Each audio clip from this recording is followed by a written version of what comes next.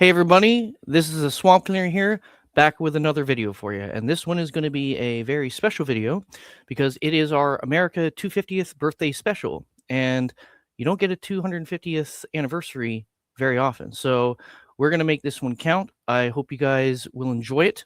Please, if you are new, smash that like button, give me a follow. Check out the rest of our videos, and maybe you'll find something that is insightful to you.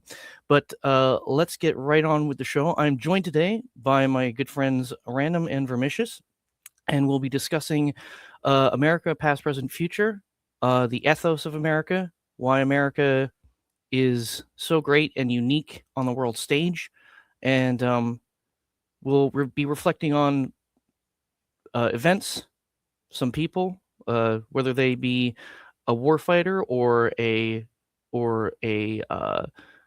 political what's the word should I say? A political firebrand, or even anybody who changes the concept of rights in this country. We're gonna just explore everything. This is gonna be it's not gonna be that structured. We're gonna flow through everything. We're gonna go in and out. We're gonna go jump from the past to the future to the present, back and forth. We're gonna go over the place because we want to really nail this one down, because America 250th birthday, like, it's a great time to be alive. So how are you guys doing? Hope you guys are having a good morning. I'm doing well. It's good to be here. Doing awesome. Thank you. All right.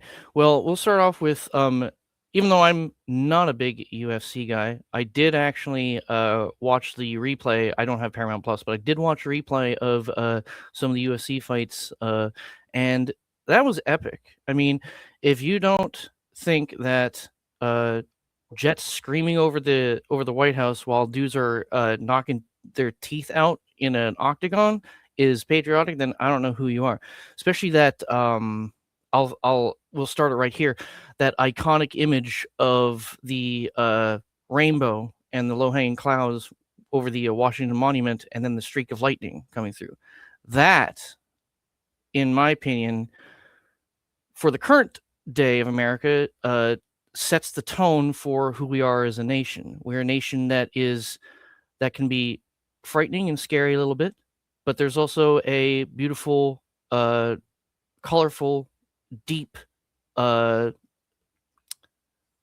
patriotism and love that this country has for liberty, for justice, for the American way, for freedom, and believing that you can do what you want if you set your mind to it, and you have the freedom to do so. What's your opinion on that image, guys? How did you find that? That was crazy. I almost thought it was photoshopped at first. Yeah, it's and I'll say I haven't looked at the exact image you're talking about, but yeah, it's because I can't say whether or not there has been some kind of Photoshop. If there hasn't been any, that's friggin' awesome. No, it was real. It was real. It was. Wow. I forget how they caught it, but the entire thing was or the reason for that was because they thought the whole thing was going to get rained out because there was rainstorms coming, and they knew that beforehand. The rain went all around that area, but it created the rainbow. Parted, like, yes. The clouds parted. Literally, they parted for our 250th celebration, and I think that's a great place to start, because we were just discussing this just before we went live about the deep connection this country's had with our foundation and how religion has a very strong influence on the founding fathers and what their vision was for the country. So I think the best person to take this away would be Random, because if you don't know, please hop over to the Quartering. We have all found each other because of the community that the Quartering has. So he's very much appreciated. Thank you, Jeremy. And we have a religion and faith tab where we do weekly Bible studies, and we're like sermon discussions and stuff like that. And it's actually quite intriguing. So, and the guy who runs it is Random, and I think that he's the best to start this off when it comes to this topic. So go ahead, man. Oh, thank you. Thanks for the thanks for talking me up, I guess. I don't know if I necessarily. There, yeah. Yeah, I don't know if I run things or anything, but it's more something that we all Well, kind you're of the come together. coordinator. You coordinate everything. Yeah, So. well, yeah, I suppose there's that.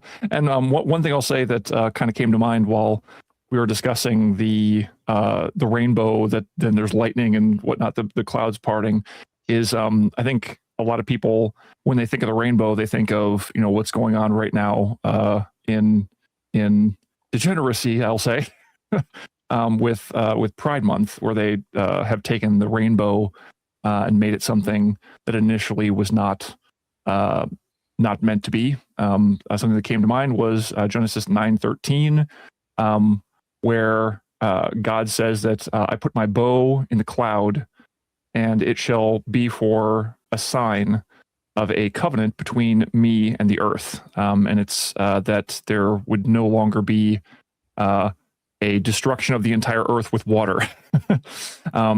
So it's something that whenever I see the rainbow, that's what I think of, not the other things that I think our modern culture tends to default to. But sorry for that little offshoot. But to get back to the topic at hand, when it comes to the United States and our founding fathers, and what you're talking about with when it comes to religion, there very much was a Christian basis behind it and thought. The Bible's very clear about the state of man, that we are sinful, that we're depraved in our sin. And the founding fathers, when they came together and were speaking about what kind of nation they wanted to have and what they were taking into account to try and protect against, to build, they very much took that into account, that, hey, any leaders that we're going to have, not just us, but any leaders in the future, are going to be sinners. So how are we going to try and prevent that corruption from becoming a permeating force, a building force within the country? Well, they set up, 3 branches of government that all have checks and balances between them. They've got 2 that keep the third in line, essentially. So there's no one central seat of power, which can be not always, but very easily, much more easily than 3 individual branches. But one seat of power can become very much of a corrupting force and go, okay, well, now we've got this one branch that is just, could be filled with sinners that are making decisions, and not being able to have anything to hold back those sinful actions. And I think I don't mean to interject, but I think, and no, go ahead. For the founding fathers, it was almost kind of like lightning in a bottle, especially because of the time in human history where the world was still half known, semi known. Well, when it comes to the Western point of view, all the world was still unexplored, and there's this concept of how can we do it better, because a lot of the settlers that came across from the old world left because of the deteriorating conditions in Europe at the time, because that was during the 30 Years' War, where you had major clashes between Protestants, Christians, and civilians were being caught up in all this chaos, and a lot of them were just like, no, we're out, we can't do this anymore, we need to get away. And it's you, because nowadays in present day, the entire world has been claimed, per se. There's countries everywhere. There isn't any land that can be claimed, and to start a country from scratch, from the ground up. And that's why I say it's lightning in a bottle, because it was perfect timing for them to leave their old world, but understand that there's structures of the old world that are important that we need to actually import over. But then how can we make it 2.0? How can we make it better? Yeah, and one thing that I'll bring up here, because this comes from the founding fathers, since we're talking about them, it's a quote from John Adams. It's in a letter to Thomas Jefferson. This is from 1813, so it's very, very soon, not very long after the founding of our nation, or not too long. He said the general principles on which the fathers, being the founding fathers, achieved independence were the general principles of Christianity. So once again, there definitely are discussions about what exactly all of the founding fathers believed. There were some that were deists, and deist meant something back then different than it does today. But there were those who were more or less religiously inclined, I'll say.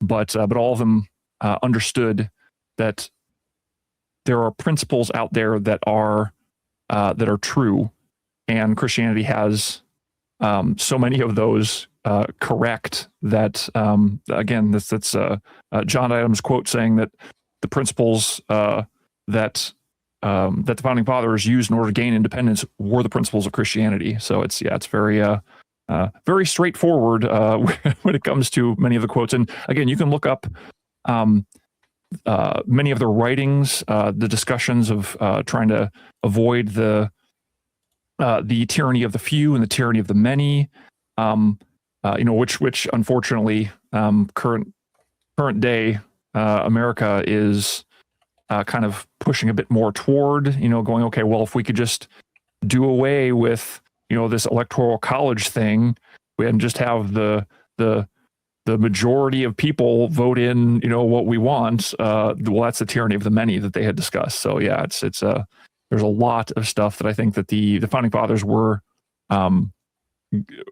geniuses in, and that's one of the reasons why our nation has survived until today, prospered until today.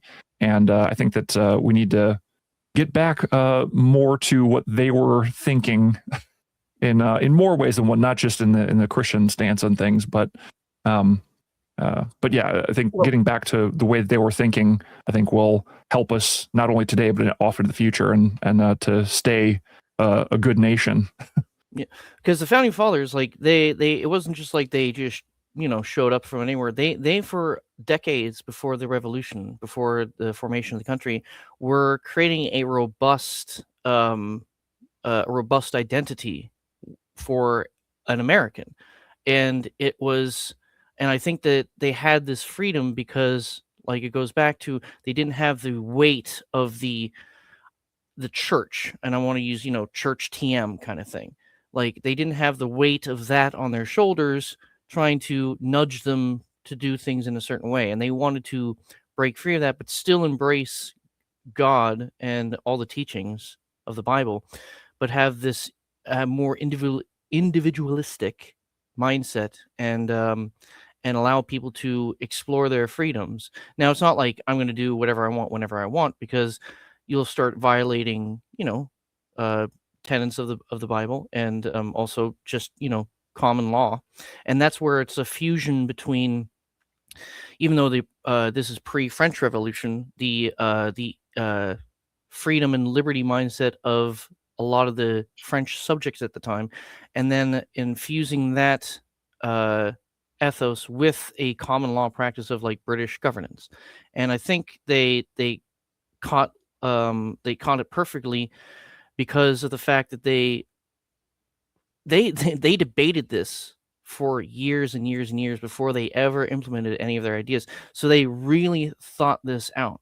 They thought this out really well, just like the Allies thought out the D-Day landings in World War II. They were the most meticulously planned operations, and I think it's the same thing for the Founding Fathers. They didn't leave any stone unturned, and credit to them, because they were so thorough, it has lasted this long. Mm-hmm. Yeah, and I'll say that whenever the Founding Fathers, talked about religion or morality, it's very much harkens back to and is deeply rooted in Christian morality, Christian religion. The English common law that you're talking about, that was also steeped in the same thing. But I think what you're talking about, the Church TM, it's touching on the Church of England, and how the way that things were set up in England at the time was that there was a power over the state, or a state mixture into the Church of England in a way that I think that the Founding Fathers saw, and they're like, yeah, not that. We want not that. England was having not a problem, but that was a thing going on. In fact, the whole thing with Guy Fawkes. Guy Fawkes was angry Mhm. because he was fighting for Catholicism because they were pushing everything else out that wasn't the Church of England. Mm. So that's wrapped into the American story as well. That was one of the reasons that I think they talked about freedom of religion so much. That doesn't mean, but when they said freedom of religion, that meant your flavor of Christianity, not Yeah. bringing everybody else. Yeah, and I mean the founding fathers would probably be rolling in their graves because of what's happening here in the United States when it comes to Muslims and Islam. They dealt with the Barbary pirates, in their time, so they would have known. It's like, yeah, wait, what you're doing what now in our nation? Yeah. Oh yeah. Was it? No, it wasn't. It was Thomas Jefferson, right? He's just like he read the Quran. He's just like, yeah, this stuff here, this is a problem. We got to do something about this, right? Was it Thomas Jefferson or some which main founding I think father it that he was. actually, or it Yeah, I was think either it that was or Ben Jefferson. Franklin? Somebody was like, got the Quran, read it, brought it back and says, guys, this thing is nuts. Sorry to put it in a little more harsher of a term, but yeah, it's completely antithetical to the American way of life. And, if you think about it, at the time when they were having those thoughts, that was something that was far away, right? Like I don't know that they considered it a threat where they were at the time, but clearly that's changed over time. Well, Well, I like I mean, they said, they had. clearly did see the threat because they literally they quickly made up a squadron and sent it over, and that's where the shores of Tripoli. That's where that song comes from for the Marine Corps. Well, I mean, had they known at the time that it would come into the country, I think you would have heard them speak Oh, against it a whole lot more. Oh, okay. Yeah, Yeah. I get that. I get that. Yeah. Yeah, But because I mean, one of the major things that that is a clash between Islam and Christianity is that Islam says that Jesus never died on the cross, and it's like, well, that's one of the core things, one of the core truths to Christianity is that Christ died on the cross. So yeah, it's we could go off into that for quite some time, but I know we're trying to keep things a little bit more centered toward what the show's about. Well, and I think the core of the whole thing, like we're talking about now, like the foundation, where we started, Mhm. the core principles. I honestly, the more I think about things over time, the more stuff I see, and the older I get, right, uh, the more I believe that because we've gotten away from that core is why things have deviated so far. And it seems to be that the thoughts of freedom of speech or just freedom in general have turned into I can do anything I want. Mhm. That was never the case before. And I think that's even like the libertarian mindset, right? As long as I'm not physically punching someone in the face, it's all okay. well, I mean, yeah, Yeah. like laissez-faire liberty wasn't what they were talking about when they were thinking about the term liberty. Exactly. And There has to be constraints, but we've gotten to this point where we defend we as a functionally as a society defend everything except from where we came from, what made and us. yep. And I think that there's also an element of this where the sorry, my brain went off in a different direction. I don't know if I can get it back. Sorry about that. No, it's okay. I'll jump right in here. And what you're saying, like what you're talking about, how like we defend these concepts. It takes a certain subsect of the population to actually put that directly to heart, and that's our warfighter. They are a special bunch. Are the people who fight for our country, who believe in it so much from the very start, because we just said that all these concepts of the foundation of this nation, the foundation, remember, when you're building it, you need to protect it, you need to support it, because the walls aren't up yet, the roof isn't there, and you need to make sure that while the foundation and it's being constructed, that a storm doesn't come in and blow it away. And the storm that I'm talking about in this context right now would be the British Empire. And there are war fighters. They could even be semi-political, but the thing, like they're politicians and they're very famous, but where a lot of them started was on the battlefield. You have, for example, like probably the most famous quote from an American war fighter would be from Patrick Henry, "Give me liberty or give me death." And I believe that he said that with such confidence, like "Give me liberty or give me death," because he knew that our our Christian values would send him, if he has to perish, into the arms of God. And I think that gave a lot of the people who had to do the tough things as fighting this war for independence, it gave them protection, spiritual protection, to go do what is right. And without that protection, I think a lot of people would have not taken up arms and fought. And you have, for example, John Paul Jones. When his ship was getting blasted into holes everywhere, blasted into smithereens, the rigging was coming down, his men were getting like hit by grape shot, and the British rolled up and said, "So, are you going to surrender yet?" He's like, "I have not yet begun to fight." I mean, that is the ethos. That is the war fighting spirit that I think defines America, and that is held uh, that is held true for a long time, because America has faced so many of these challenges. And if it wasn't for these guys, where would we be? What do you guys think? I think even that's such an important thing, and even that I think falls back to the Christian ethos, such that you use the word spiritual protection, and I'm not exactly sure how you mean that, but I believe that and it was like the ideal of sacrifice. I will potentially straight up intentionally give my life for this cause that I find righteous, and I don't mind doing that because this life is not the most important thing. It Yeah, is a that's gift yep, that you yeah. guard, but you see what I'm saying? So I think in present day, it's, we fear discomfort more than death at this point. But then that was something they thought about and planned for and did very intentionally. Yeah, I mean, because I mean,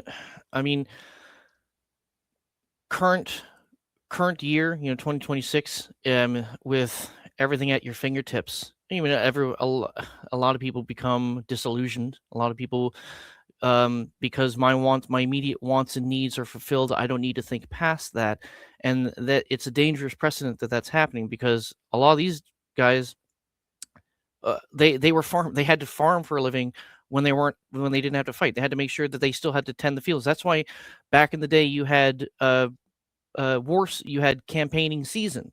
You'd fight when, like, before the crops were to be harvested, but after the crops were sown.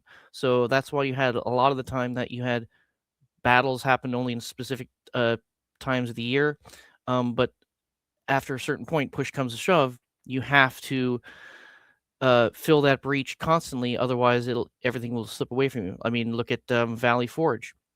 He asked George Washington asked these men, "Will you stay?" This, I mean, because if you do not, if you go now to attend to the immediate needs of yourselves, then everything that we have fought for would disappear. And it that's what it gets into, like like it's bigger than just me. That's the sacrifice, and that is something that we need to recapture today. And I think, especially when it comes to Pete Hegseth, he's doing a good job with his esprit de corps, getting like the morale of the soldiers to like the highest levels we've had since prior Vietnam. I think we're I mean, we've been going down the wrong path, but I think we finally like did a U-turn, and we're just like, we need to like crawl back through the brush a little bit, but we're going to get back to that beaten path, and I think we're going to keep going on that right direction. That sacrifice part has to come back. When I say sacrifice, I don't just mean give your life, right? I don't mean that at all. I mean, just even put yourself in the way of discomfort. And society is built upon that. And I guess any society, but particularly ours, is built upon that. over 250 years now, but it's also maintained by that, and we don't have a whole lot of maintaining going on in general, right? You have people, and I'm talking about myself included. You'd rather stay quiet and keep your head down and just keep plodding along, so long as nothing bothers you, versus maybe you taking a punch in the gut, metaphorically, or maybe not, to make things better for folks in general. Yeah, you have to keep fighting. I mean, even when it looks down, you have to keep going forward. Just like Captain James Lawrence during the War of 1812, he said, "Don't give up the ship." When he was outmatched by the British, and they ended up having to surrender because unfortunately he died of his wounds down below. He was dragged down below because his crewmen actually had to physically remove him from there because he didn't want to leave. He said, "Keep fighting," even though they lost that battle. That put a fire in the belly of the rest of the Americans during that war to defend the country. And at the time, like, the White House was burned. Like, the British stormed into Washington. The White House was burned. And how were the British forced out of Washington? People would say it was an act of God. Some people say it was hurricane season. A hurricane was coming through, and it actually stopped all of Washington D.C. from being burned to the ground because like a monsoon came in and freaking doused all the fires. I mean, it's in my opinion, it's not a coincidence that you have all these incidents happen where at the last minute, a weather event or or the turn of a head will determine which direction this country goes. In random, I'm going to mention something, and I'd love to hear what you think about it. But Mhm. I think most people today, again, myself included, when you think of fighting for a thing or fighting for a cause, whatever that may be, I think the first thought that enters someone, the first calculation you do is, what are my chances of success? And if they're low, I'm not going to fight. But clearly, at the foundation of the country and things like that, they fought because it was a righteous thing to do, not necessarily just because they thought they would win. In fact, it was quite the opposite. Yeah, I think that you're right. You're hitting on something very important there. That just because something is difficult, or just because you may lose, that doesn't mean that you should sit down and let tyrants take control. Or have some evil force come in and take over what's currently here. I mean, it's like fighting. Well, again, I know you guys have mentioned, it's like, oh yeah, there's times to be able to sacrifice your time, sacrifice your comfort, not necessarily sacrifice your life. But if it comes to it, having fighting against evil itself is a good thing, even if you're like, well, there's no way for us to win, so I guess we should just turn over and let it happen. And that's not the American way. No. No, exactly. And I think that you guys are also hitting on something that, once again, I know you've mentioned it already, but it's very core to Christianity to have that sacrificial or thinking of others mentality. This is something that's talked about in Philippians 2. That's talking about Christ's humility, where it speaks of doing nothing from selfish ambition or vainglory, but with humility of mind, regarding one another as more important than yourselves, not merely looking out for your own personal interests, but also for the interests of others. So again, this very core to, I think, our soldiers, our armies, our military that's out there. It's one of the things that I'm sure you talk to a lot of veterans. That's what they're going to be talking about. It's like, yeah, why are you doing this? Well, it's for all the people back home. It's like if I lose my life, I'm losing it for my brother that's next to me. I'm trying to protect the people who are back in our country. So yeah, 100%. I think that that you can't just let evil overtake everything you have. So fighting against it is absolutely the right way to do things, and with humility, of course, as I was saying. So and it doesn't even have to be, because I think a lot of folks, it's just again a human nature thing where you think, well, a sacrifice like that is such a Mhm. big thing. Doesn't need to happen all the time, but it could be as small as, hey, my friend needs help moving, right? And that really Mhm. sucks for me because maybe I have to drive 2 hours to get to him, and then I have to work Mhm. my butt off all day. I don't get anything from that, but you go do it anyway, right? I mean, even it's just a simple sacrifice to help someone else that you get nothing from, but you're helping Mhm. someone else. Yeah, And exactly. And I think that this also comes down to, I think, what should be the motivation for Christians is like, I'm not doing this again for selfish ambition or vainglory. I'm doing these things that are good for God to please the one who saved me. So I think that's one of the reasons why you find that that sacrifice that Vermish is talking about, that's been brought up with the military. That's one of the reasons why it's so core to not only Christian values, but here in the States, because they're so intertwined. But yeah. I mean, and because of our deep, rich history, 250 years of it. I mean, and I love these because I found like at least a dozen quotes here. I mean, there are quotes that will encapsulate everything that we're talking about. For example, right now, when it comes if you're surrounded by evil, I mean, you don't roll over, you don't. Well, I guess we just have to go away. For example, here's another famous quote from Captain Lloyd Williams during the Battle of Belleau Wood, when the Americans were trying to reinforce the French, and they just got there, and the French commander was just like, hey, I know you just got here, but we need to get the heck out of here because we're gonna get overrun." And he's just like, "Retreat? What hell? No, what? We just got here. No, we're not. We're not going anywhere." So they stood, they fought, and they actually beat back the German advance. I mean, that was in World War One. World War Two, another classic example, probably up there with, probably in my opinion, top 5 quotes from leaders during World War Two, when the 101st Airborne was surrounded in Bastogne, and the Germans were like, "Hey, you gonna surrender?" General McAuliffe gave him that famous one-word reply: "Nuts." Like, that's pretty much telling the Germans, "Go pound sand. We're not leaving because just because you got a bunch of tanks and you got us surrounded, it's like we're not gonna just leave. We're not gonna surrender to you, you Nazi." Like that is a perfect encapsulation of that idea, that notion of when you're surrounded by evil, true evil, you do not relent. And I think that's where the American brashness comes from that I know like folks in some other countries, they don't care for. But I think that's where it comes from, right? Where against whatever the odds are, even, if they look very bleak for you, you say it's like that clip that Pratt used, right? From that movie, "You're gonna have to F and kill me." It's essentially what it is, to where that comes from, I believe, where I'm going to fight you even if I know I'm going to lose. Yeah, and there's something I want to bring up here that's, I think, related to what we're discussing.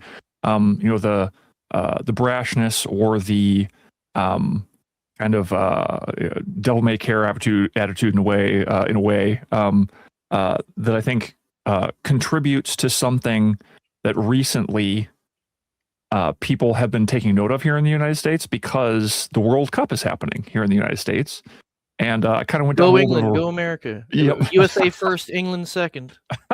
That's just because of my um, heritage. I oh, gotta gotcha, support gotcha. gotta support the Three Lions. Gotta support them. There you go. But one of the things that I think is very neat and kind of related to what we were talking about, uh, people looking out for the interest of others, being kind, being generally friendly, I guess, in a way. And I'm bringing this stuff up because I went down a bit of a rabbit hole, seeing videos and things that were trending about people coming over here from other countries and just experiencing the United States and Brisket. yeah, well, yeah, that good food, but also good people. People who are just generally kind and patriotic. They love the United States and what it represents. Even though there are things that are not great, that are going on even within the country, they're still like, yeah, but we're still free. We still have the freedom to be able to speak our minds, even against our own government, and the government's not going to come knocking at our door like it will in the UK. So we got people coming over here from the UK, from Germany, from a bunch of different countries, all coming here and being able to see what the United States is actually about, and not what the media from within the United States and outside of the United States says about the United States. Exactly. So I think, yeah, I saw this post. I'll tell you about this post, and then I'm actually going to screenshot this next, or screen share this next short little video of this British dude. But I saw a post from a German woman, and I think she's staying in Chicago or somewhere, and she went to one of the huge malls there, and she's just taken aback, and because she's commenting on the huge American flag that was hanging in the like food court atrium. It was like hanging from the ceiling, because it's like, I think it's like a 3 or 4 story tall like shopping center. And she's just like, you wouldn't have something like this in Germany. It's like, it would be unimaginable to have this amount of patriotism over there in Germany. It's like unheard of. Yeah, I've seen similar things where like people from the UK were like, yeah, it's become illegal, or you'll get in trouble if you have like a little flag, the Union Jack, outside of your house. They'll come and they'll make you take it down. You'll be fined. Like, what? Like, what? So I know, it's like, so you're telling me that you're gonna fine me, and you got a problem with me flying my country's flag in my country? Like, I don't get, like, to me that's completely crazy. And here, let me screen, and here's an aspect from a British guy that let me just go over to screen share here. While you're bringing that up, I'll mention that there were 2 things that I found kind of interesting and a little bit strange, but also endearing.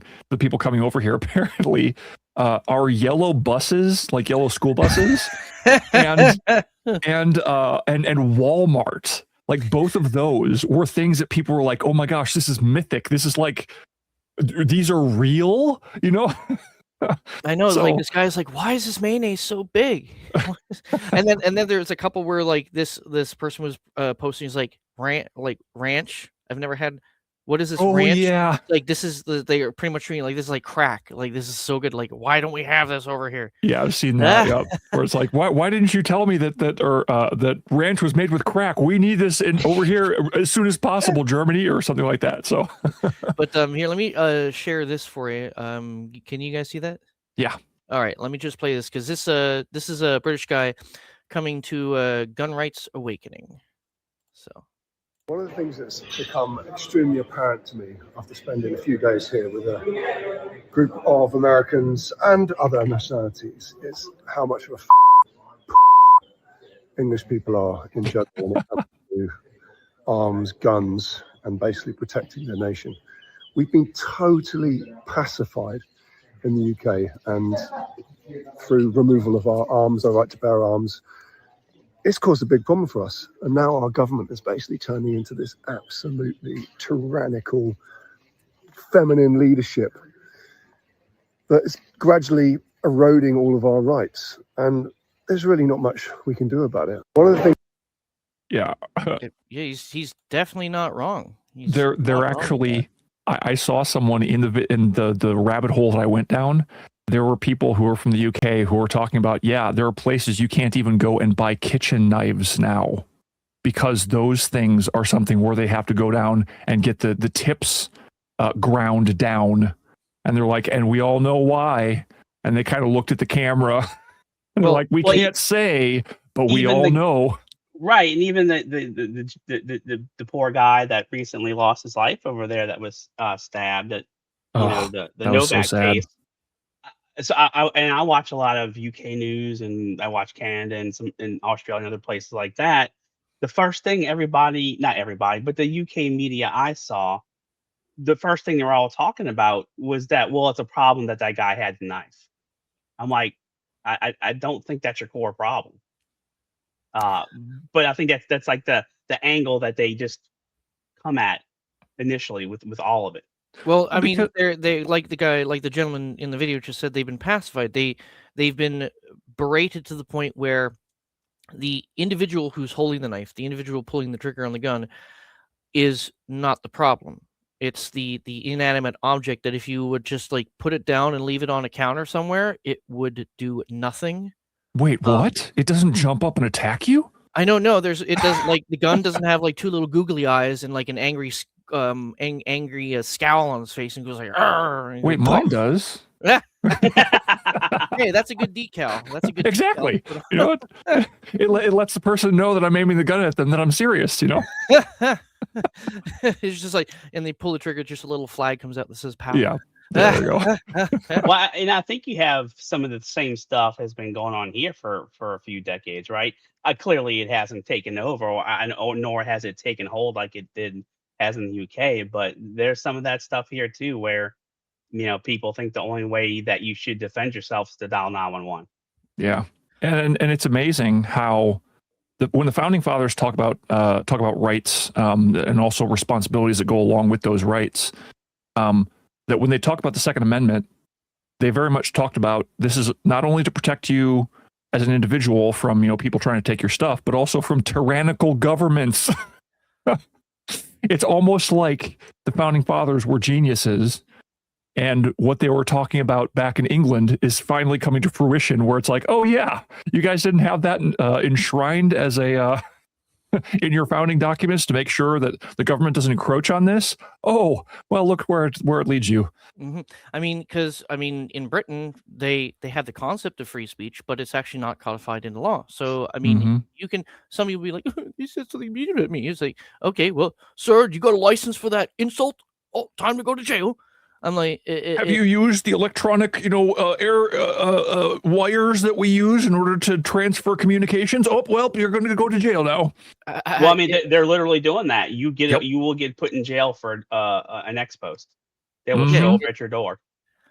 I mean, it's crazy because I mean, all of the crap that the propaganda that's being spread in this country when it comes to the current administration, when it comes to Donald Trump, everybody says fascist, like he's an authoritarian, he's a dictator. I'm like, okay, well then, I mean, when is he going to pass that law that says he's going to ban everybody's guns and we need to get them all confiscated? I'm waiting for that because the only people who are doing those laws are the Democrats, and they're the same ones that scream that Trump's the fascist. Well, I'm sorry, but you tick off Democrats, you tick off more boxes under fascism than Donald Trump ever has.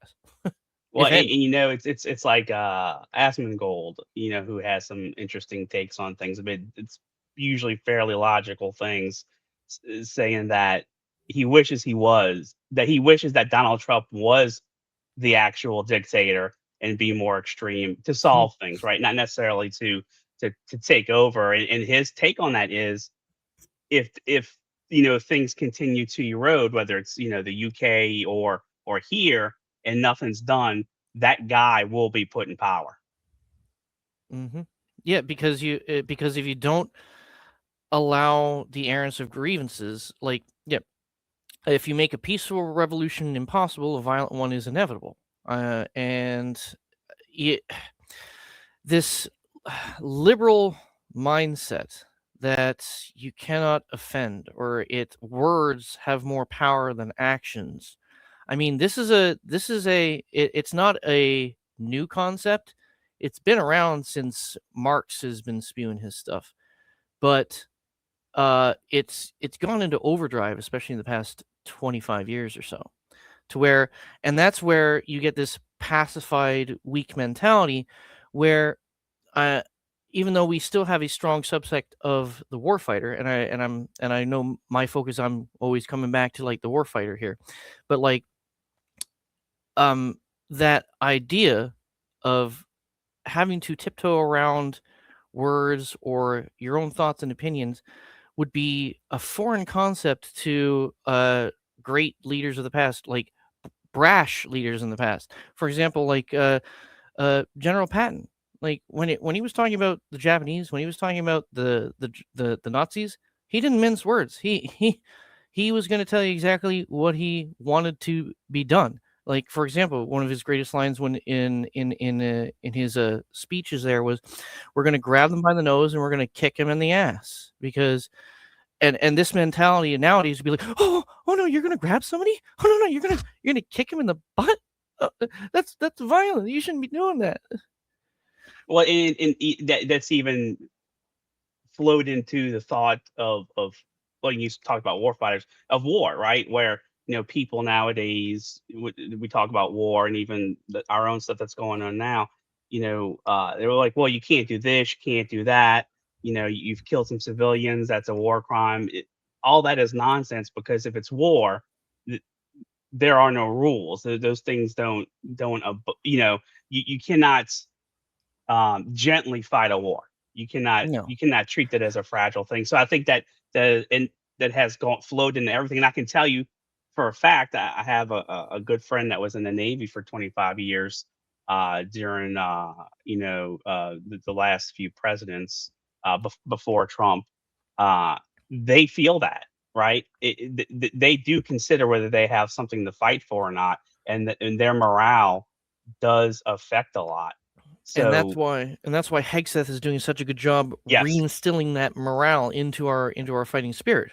I mean, because for example, like when General MacArthur had to leave Bataan after the fall of Manila and the Japanese were just running rampant through the South Pacific, his famous quote was, "I shall return," and he made that promise good several years later. And when and just like him, he gets off the landing craft, wades ashore, his feet are still wet, and what does he say? "I have returned."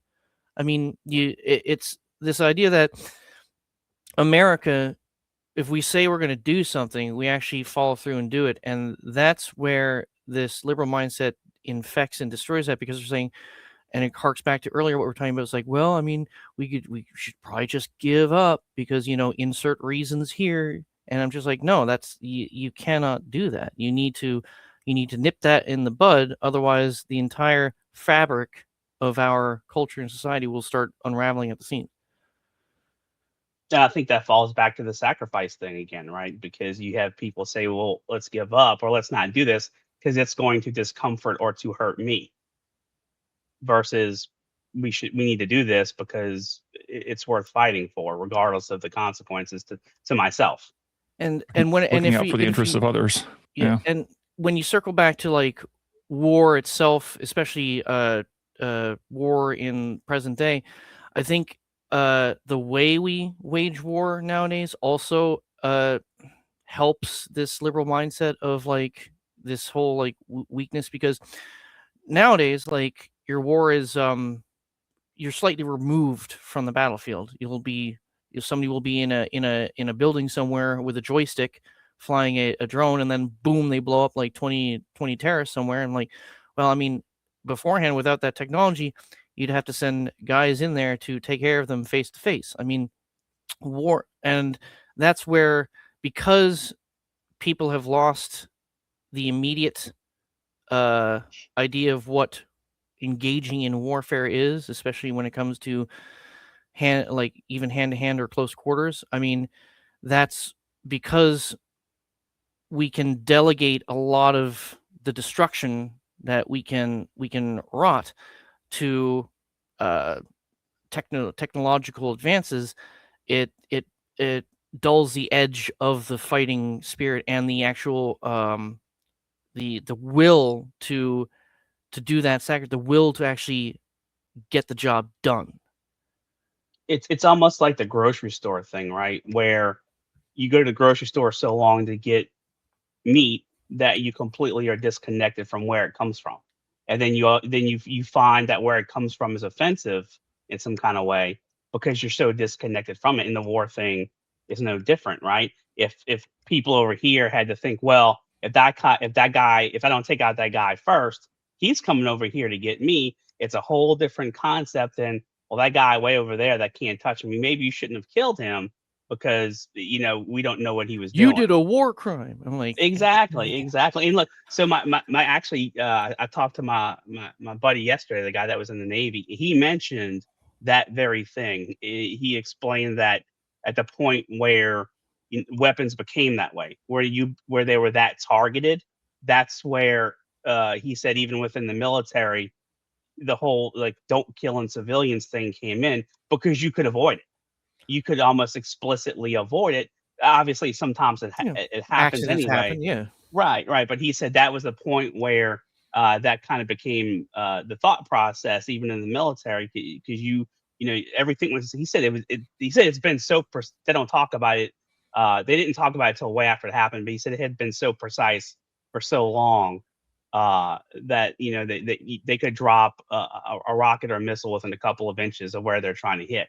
So I mean, you it's a could ex- double-edged sword. Like, we want to be more efficient in the way that we can conduct ourselves in war and eliminate our enemies, but then that also removes the dirty work per se of actually the right. war fighting, because you get like people nowadays.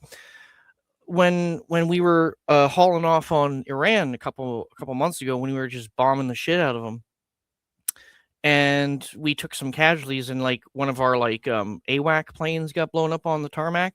They're just like, people came out, was like, this is unacceptable, we've already lost. I'm like, why? Because like a couple dozen people got injured, one or two died, and we lost like one piece of equipment. Their bar for like withstanding setbacks is way down here, because it leans into that thing like like this idea that we can avoid killing civilians, and because we have all this technology, we can avoid our people being hurt in the same fashion. But here's the thing: war is hell. War is not perfect. I mean, you're going to have casualties, and that's why when people were on X, and they're like, and they're people who claim to be on Trump's side, or like pro this or pro that, and they're just like, this is unacceptable. It's like, you do know that we're fighting people that do have semi decent capabilities, right? I mean, they're probably going to get one or two shots in, and we're probably going to take a little bit. It's not like, and they blow it up saying like, well, we lost one thing on the tarmac, that means we're going to lose all cohesion in the air, and and that means a carrier is going to get hit by a missile, and then like we're all screwed. I'm like, okay, you guys are just speculating, and you're taking this weak mindset, and you're running it back through your head, and it gets worse every time. Like you spiral. It's like they spiral, and they go nuts over it. I'm just like, and when I saw that, like, oh, we had a couple planes were destroyed, a base got hit, and a few people got killed. A bunch of other people got wounded. It's like, dang. I mean, that sucks. Like, we need to shore that up and make sure that doesn't happen again, or try to mitigate it as much as possible. But like, I accepted it. It's like, yeah, this is what's going to happen. If you cannot steel your resolve to understand that, how can we actually properly get the job done when people are so willing to jump ship? I mean, for example, like, you have famous past warfighters. Like, nowadays, if who are you going to find people that are like this? Like John Basilone, the guy who fought on Guadalcanal, and he himself, like his group, he was separated from his group, and he knew that he was on a flank that the Japanese were trying to exploit, and he was the only guy there with a Browning machine gun, and he was just one-handing that thing, mowing down these Japanese, to the point that the barrel was so hot he was searing his hands. His hands were being burned, his flesh was coming off, and he actually defeated the attack and actually held the line. You got other people, other famous people, like Audie Murphy. Like, he was on Oh, he with was his crazy. he was with his And company. They got attacked yeah. by the Germans. Like, No. a couple tanks got blown up. He got on top of a burning tank with a 50 cal and started blasting a couple hundred Germans, to the point where they thought that they were getting attacked by a much larger force. Other people, like Dick Winters, member of Easy Company, 101st Airborne, 506. He was a leader amongst men. He had the resolve of diamonds. Like, he was so strong, and he was selfless. His humanity and humility was on full display, where when he got back home and he was living his life, and then his grandchildren asked him, "Hey, Dad, were you a hero?" Or, "Grandpa, were you a hero in the war?" And he said, "No, I wasn't a hero, but I served with them." Like, it's stuff like that, and I'm kind of tearing up a little bit. Sorry, but like, see, this is That's okay. like, this stuff really gets to me, because this is so important. I mean, we need that mentality to come back. Otherwise, we will lose what we have. I mean, I mean, and I'm talking about a lot of people from the past, but we still do have those war fighters of today. Like, I'm sure you guys are aware of U.S. Air Force technical officer John Chapman. He was attached to the Navy SEALs during the first weeks of Enduring Freedom when we were going into Afghanistan, and his team was under fire after they were dropped off by a Chinook, and he single-handedly attacked 3 machine gun positions, took them all out, fought people hand-to-hand combat, got mortally wounded as it was happening, and he still kept fighting and died as a result. He was posthumously awarded a Medal of Honor in 2018. But these are the people that we need. They're still there, but we need them to become the examples to follow again. Yeah, agreed. I think that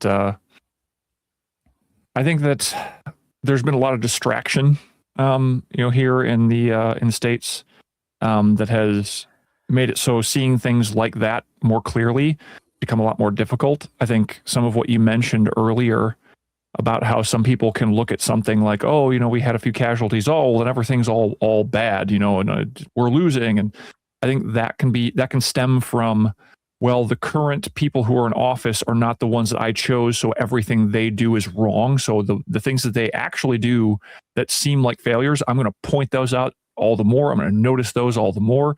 It's very much the divide that's happened. Yeah, America should not be tribalistic at all. Like, we should be a one nation under God. Mm-hmm. Yep. But I mean, we've like I said, we've lost our way. We're in the thick and the brush. We need to crawl back through and find that trail again and head back in the right direction. Mm-hmm. And I think we're doing that. There was, when you were talking about the different people who have the war fighters have sacrificed. There's a story I thought of, and I just had to go look it up because I couldn't remember the guy's name. I linked it if y'all want to look at it. That gentleman there in World War II was dropping. They were on a B-29 Super Fortress, ginormous bomber, and they were dropping smoke bombs, and they were phosphorus. I think they may have been white phosphorus, so they burn insanely hot. And one of them that he was dropping prematurely went off.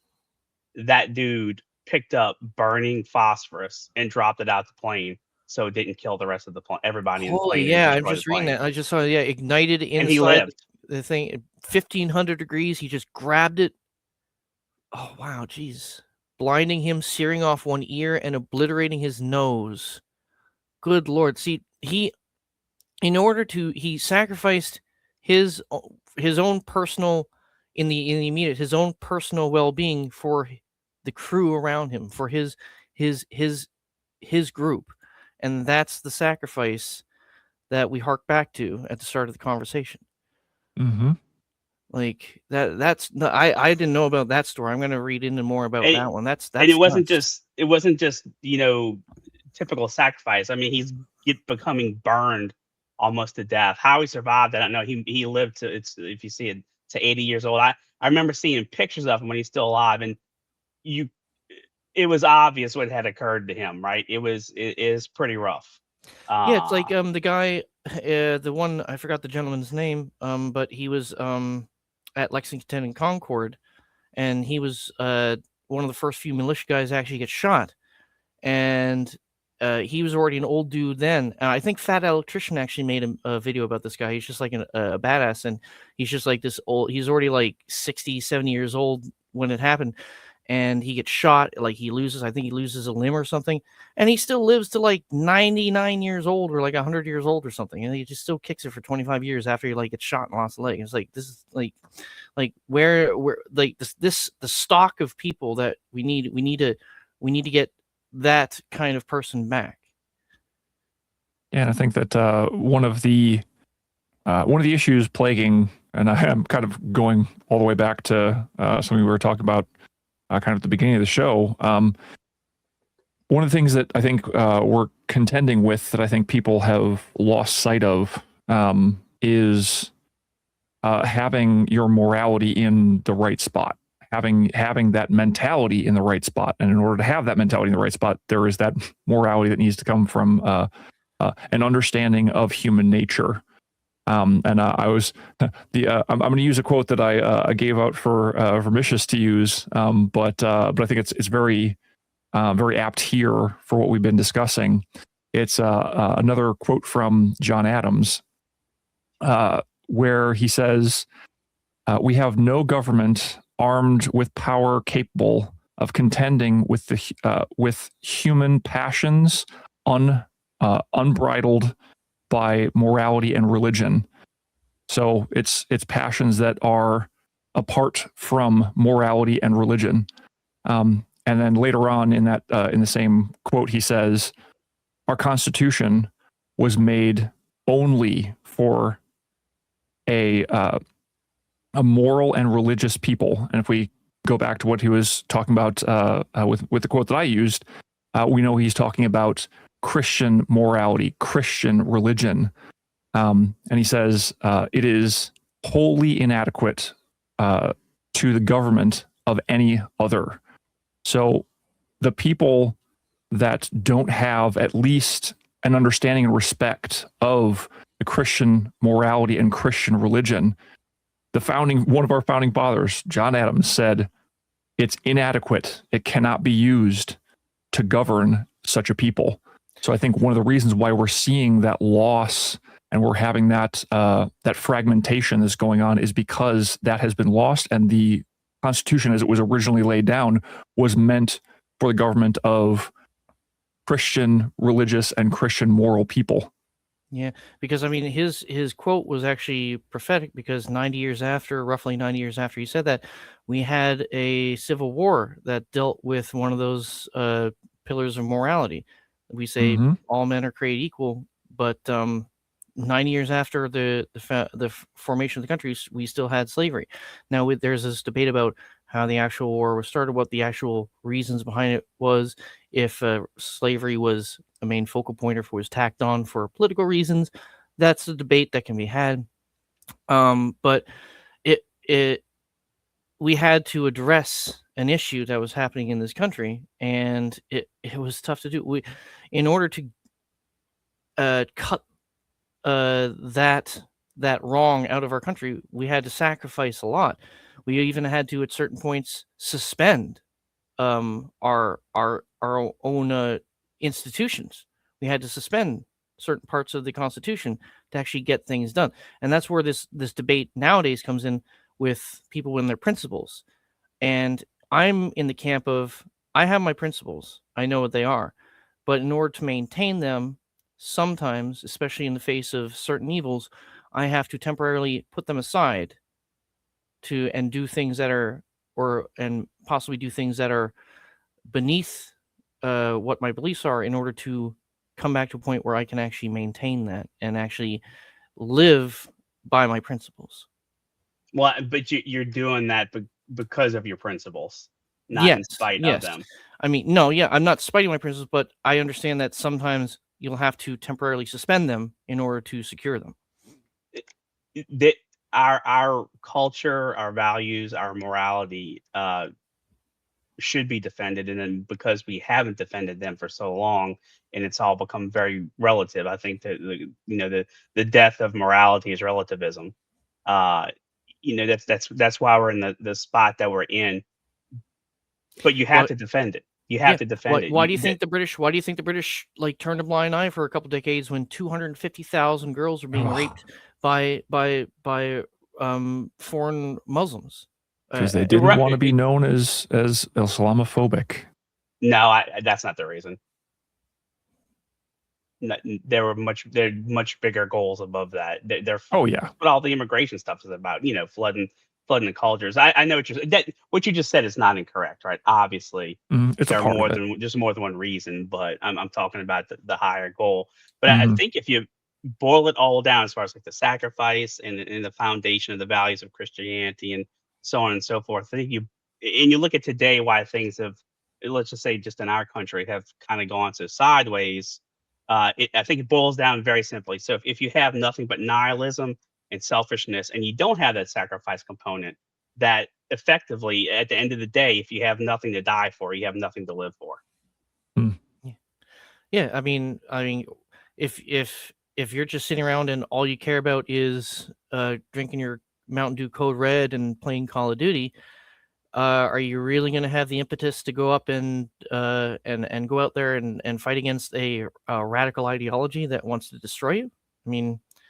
I mean, people are just like, well, it hasn't affected me yet. It's like, what's that mean? Where it's just like, how has this affected you personally, kind of thing. It's like, well, it's because if you're not a first level thinker and you can actually like look, like, make assumptions and reason and use common sense, you can see these things coming from a mile away, and you need to, like I said, put your own selfishness to the side. You got to nip that, but you got to end that, and you got to think about the bigger picture. And that's just like the warfighter sacrificing himself, grabbing that white phosphorus canister and chucking it out the side of that plane in order to save yourself, everybody in that plane. But and of course, like I was saying earlier, you have to have the foundation of values and a reason to do those things, right? In order to see why you need to do this. Yeah, you right. need to have Because if that guy was some sort of nihilist and he only really cared about himself, would he have done that? You know what I'm saying? You have to have, even a guy in the Army or the Navy, the Marines, they have, surely it's a job, right? It's a job. You get paid for it and you're doing something. But if you're out there doing the very difficult stuff, you have to have a reason to do that. You just can't do that because you're supposed to. No, yeah. We're in a tight spot, but I think based on the signs that we're seeing, I think we're heading in the right direction. So let's cap off this video by having a short little inquiry on where we all think the future of this country is going. And because we just talked about the past, the present, let's speculate on our future. Go ahead, Vermish, as you start. As far as our country, I think we have so many different layers of things going, or let's say things have gone sideways for decades, right?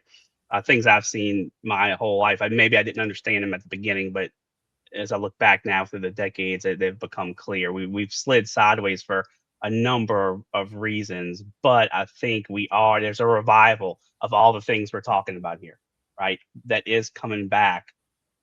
I guess the question is, does it happen in time before somebody, some tyrant from the communist side of things takes over and shuts it all down again?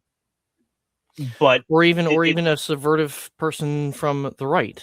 Yes, Mm-hmm. because if you can't beat them, join them. Infiltrate and take over. You're right. And people want to point at Trump and say that he's that guy. I'm just like, no, I'm thinking that there could be people behind him, like especially if you allow certain ideological threads to keep being pushed. You'll get like a weird, like Nick Fuentes kind of person, like running the country or something.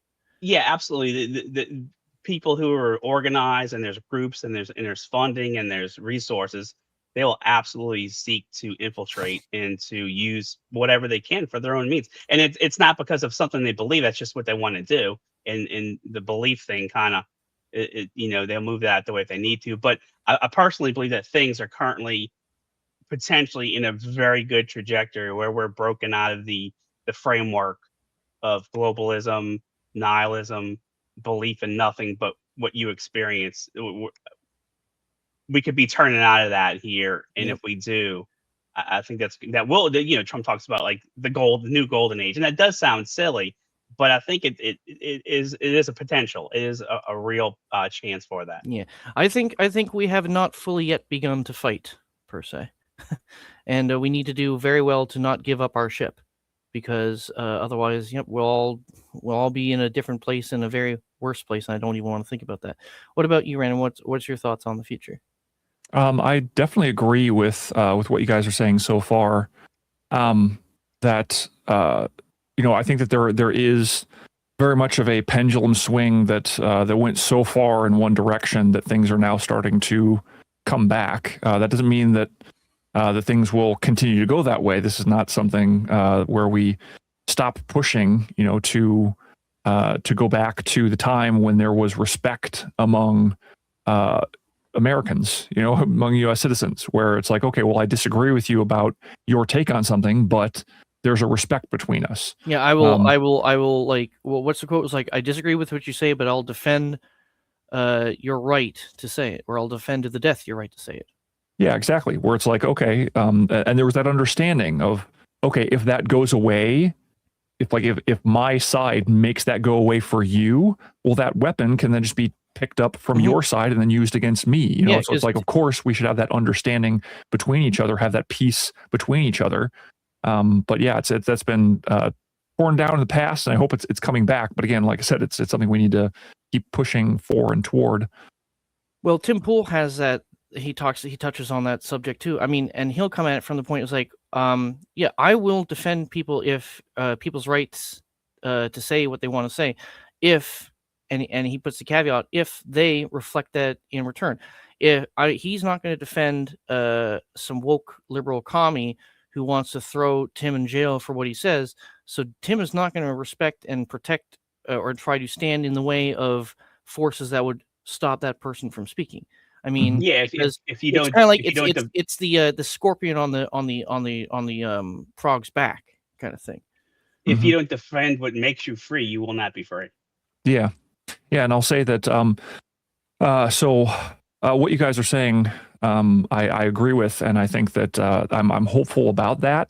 But also in the back of my mind, I know that our country has done multiple things, that are worthy of being judged, and having judgment against us.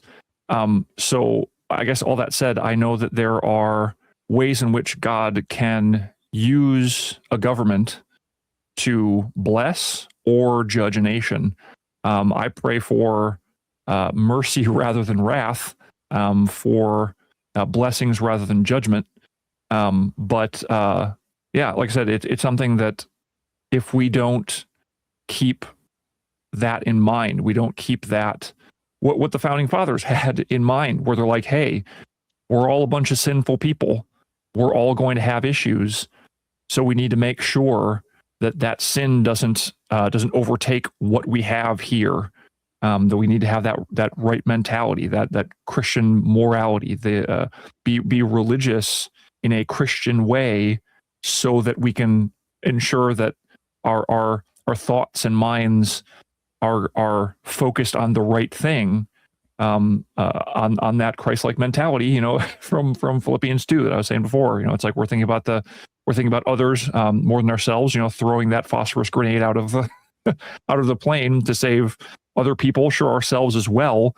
But if we're purely selfish, then no one's going to be looking out for anybody but themselves, and where does that lead? So yeah, you'll be the first one looking for the parachute, and you're going to just kind of.